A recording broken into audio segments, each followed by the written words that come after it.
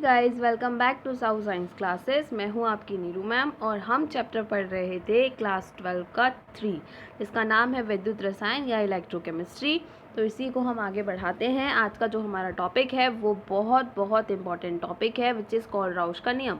Kohlrausch का नियम बहुत ज़्यादा इंपॉर्टेंट है, ये थ्योरी वाइज प्रॉपर आ जाता है, तो ये काफ़ी ज़्यादा इंपॉर्टेंट है। तो वीडियो को लास्ट तक देखना ताकि ये रूल आपको अच्छे से समझ आ पाए, और ये बोर्ड्स में बहुत आ जाता है, तो it's very important according to boards. Okay, start करते हैं। तो कॉलराउश का नियम जो है उसे हम आयनों के स्वतंत्र अभिगमन का नियम भी कहते हैं। ये जो रूल है इसको हम आयनों के स्वतंत्र अभिगमन का नियम भी कहते हैं। तो अगर ये इस नाम से आता है तो भी आपको पता होना चाहिए कि इसे हम आयनों के स्वतंत्र अभिगमन का नियम कहते हैं। तो आप अच्छे से इसको सुन लें और अच्छे से इसको पढ़ लें। इस नियम को इस नाम से भी जाना जाता है। ओके, आगे बढ़ते हैं। आगे ये आपसे कहता है कि इस नियम के अनुसार किसी विद्युत अपघट्य आप सबको पता है, मैं फिर से बता देती हूँ कि जब आप एक सेल बनाते हैं तो सेल के अंदर जो सॉल्यूशन भरते हैं उसको हम क्या बोलते हैं, विद्युत अपघट्य। जैसे हमने इसके अंदर NaCl का सॉल्यूशन भर दिया तो ये जो ये सॉल्यूशन है ये क्या कहलाता है, विद्युत अपघट्य।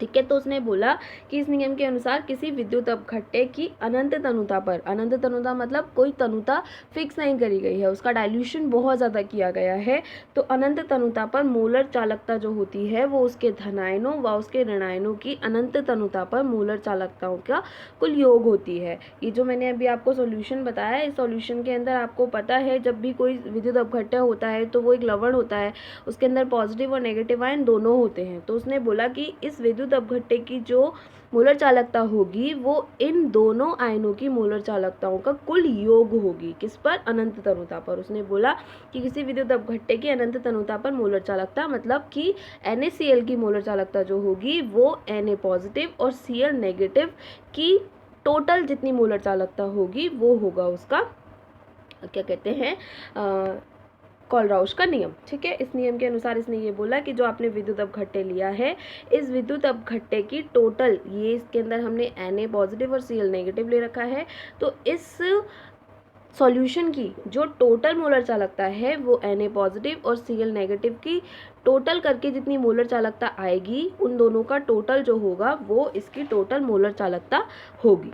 ठीक है, तो यहाँ सबको दिखाई दे रहा है कि ये है इसकी विद्युत अपघट्य की अनंत तनुता पर मोलर चालकता, वो इक्वल्स टू है यहाँ पर उसके धनायन व ऋणायन के अनंत तनुता पर मोलर चालकता के बराबर। ठीक है, अब यहाँ पर ये साइन क्या क्या है वो भी देख लीजिए।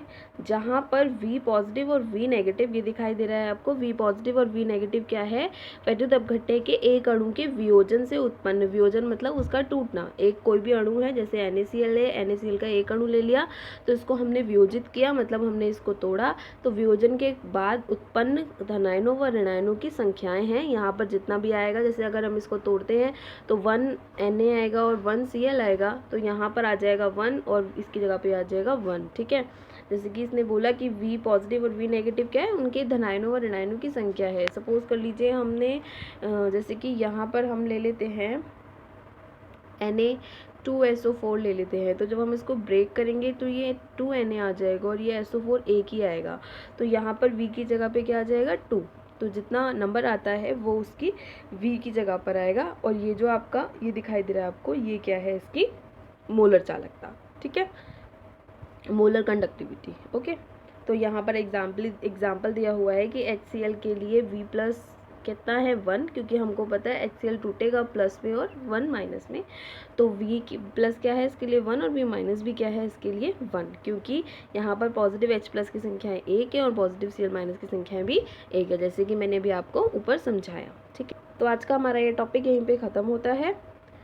आई होप आपको टॉपिक समझ आया होगा, कॉलराउश का नियम।